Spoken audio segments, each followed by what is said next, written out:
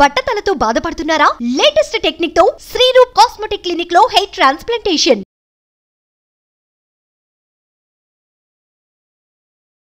అందరికీ నమస్కారం. నేను Harika, international yoga educator and MSc yoga చేశాను. ఇవాళ మనం వెయిట్ లాస్ కోసం 3 సీక్వెన్సెస్ చూద్దాం. ఓకే, చూద్దాం. వీలైతే 2 లేకపోతే 3, మీరు ఎన్ని చేసుకోగలిగితే అన్ని చేసుకోవచ్చు. సో ఈ సీక్వెన్సెస్ ఏంటంటే, సీక్వెన్సెస్ ఎందుకు అసలు?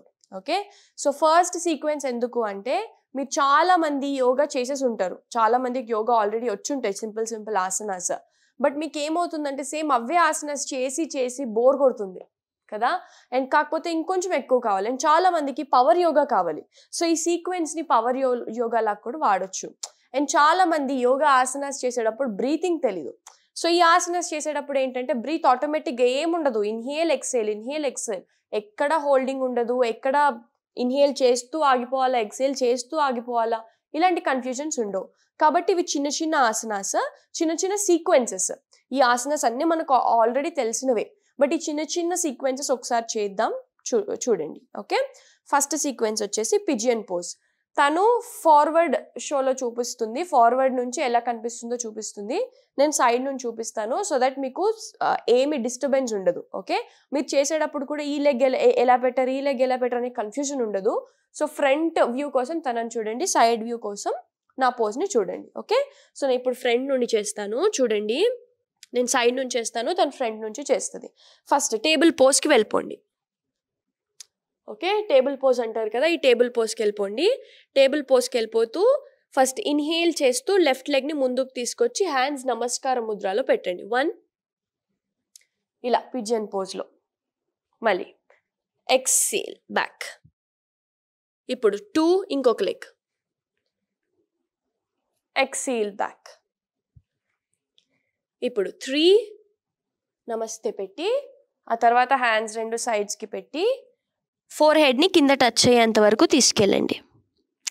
మళ్ళీ ఇన్హేల్ చేస్తూ పైకి వచ్చి లెగ్ చేంజ్ చేసి 4, ఇంకొక లెగ్ని ముందుకు తీసుకొచ్చి నమస్తే పెట్టి మళ్ళీ కిందికి తీసుకెళ్ళి కంప్లీట్గా ఫోర్ హెడ్ని టచ్ చేయండి.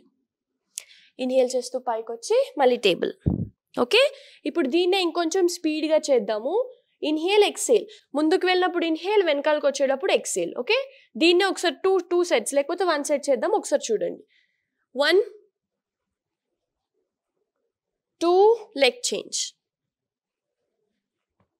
3, head down. Okay, head down చేయండి. 4,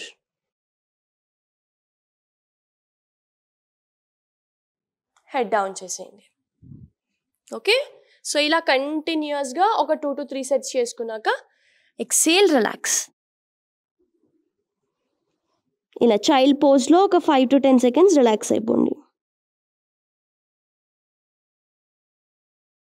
ఇప్పుడు ఇలా రిలాక్స్ అయిపోయాక సెకండ్ సీక్వెన్స్ చూద్దాం. ఇన్హేల్ చేస్తూ నమస్తే, ఇన్హేల్ ఎక్సేల్ చేయండి. ఇప్పుడు ఇన్హేల్ చేస్తూ హ్యాండ్ సైడ్ నుంచి పైకి, ఎక్సేల్ చేస్తూ హ్యాండ్ సైడ్ నుంచి కిందికి. ఒకవేళ నీ పెయిన్స్ ఉన్న వాళ్ళు నీస్ ఇలా బెండ్ చేసుకోండి. ఓకే, మీరు పర్ఫెక్ట్లీ హెల్దీ ఉంటే నీ స్ట్రైట్ చేసి ఇప్పుడు ఫార్వర్డ్ వాక్ చేస్తూ ప్లాంక్లోకి వెళ్ళండి. ఇన్హేల్ చేస్తూ ఫార్వర్డ్ వాక్ చేస్తూ ప్లాంక్ వెళ్ళండి. ఇక్కడ నుండి చైల్డ్ పోజ్, నీస్ 2 కింద పెట్టి వెనకాలకి వెళ్ళిపోయి రిలాక్స్. ఇక్కడ నుంచి అప్వర్డ్ డాగ్ అంటారు, భుజంగాసన వేరు, అప్వర్డ్ డాగ్ వేరు. ఫార్వర్డ్ వచ్చి హిప్స్ 2 కింద పెట్టేసి హెడ్ పైకి పెట్టండి. ఇక్కడ నుంచి అధోముఖ మౌంటైన్, మళ్ళీ మౌంటైన్ నుండి అష్టాంగ్, నీస్ 2 కింద, చెస్ట్ చిన్ కింద. ఇక్కడ నుండి మళ్ళీ ఇప్పుడు భుజంగాసన్, మళ్ళీ అధోముఖ. ఇక్కడ నుంచి రైట్ లెగ్ని రైట్ పామ్ బయటికి తీసుకురండి. ఇక్కడ ఒక 5 సెకండ్స్ ఉండి వెనకాల లెగ్ కింద పెడితే పెట్టొచ్చు, పైకి కూడా పెట్టొచ్చు నీ పెయిన్ ఉంటే. ఇప్పుడు ఇలా చేసేటప్పుడు మీరు హిప్స్ని ఇలా ఉండిపోతాయి చాలామంది హిప్స్, ఇలా కాకుండా హిప్స్ని ముందుకు తీసుకెళ్ళడానికి ట్రై చేయండి. ఇక్కడ నుంచి మళ్ళీ ప్లాంక్ ఆర్ మౌంటైన్ వెళ్ళిపోయి ఇప్పుడు లెఫ్ట్ లెగ్ని ముందుకు తీసుకురండి. సేమ్ మళ్ళీ హిప్స్ని ముందుకు తీసుకెళ్ళి హెడ్ పైకి లిఫ్ట్ చేయడానికి ట్రై చేయండి. మళ్ళీ బ్యాక్ వెళ్ళిపోయి మౌంటైన్. ఇప్పుడు పామ్స్తో వెనకాలకు వాక్ చేయాలి. 1, 2, 3, 4. ఇక్కడ నుంచి హ్యాండ్ సైడ్ నుంచి తీసుకెళ్ళి ఇన్హేల్ అప్, ఎక్సేల్, నమస్తే. ఇప్పుడు ఇదే సీక్వెన్స్ని ఇంకొంచెం ఫాస్ట్గా చూపిస్తాను. ఇందాక మెల్లిగా అంటే మీకు ఎక్స్ప్లెయిన్ చేస్తూ చేశాను కదా, ఇప్పుడు కౌంటింగ్స్ అండ్ బ్రీతింగ్స్తో చూపిస్తాను చూడండి. 1 నమస్తే, inhale exhale, 2 inhale hands up, 3 exhale చేతులు కిందికి, నా 4 స్లోగా వాక్ చేసుకుంటూ ఫార్వర్డ్ వెళ్ళిపోండి, 5 child pose, 6 upward dog, 7 downward dog, 8 అష్టాంగ, మళ్ళీ నీస్ కింద పెట్టి చెస్ట్ చిన్ కింద, భుజంగ 9, అధోముఖ 10. ఇప్పుడు రైట్ లెగ్ని రైట్ పామ్ పక్కకి, హిప్స్ 2 ఫార్వర్డ్ 11. ఇప్పుడు మళ్ళీ బ్యాక్ మౌంటైన్ 12, 13 ఇంకొక లెగ్, మళ్ళీ 14. ఇప్పుడు మెల్లిగా వాక్ చేస్తూ బ్యాక్ వచ్చేయండి, 15,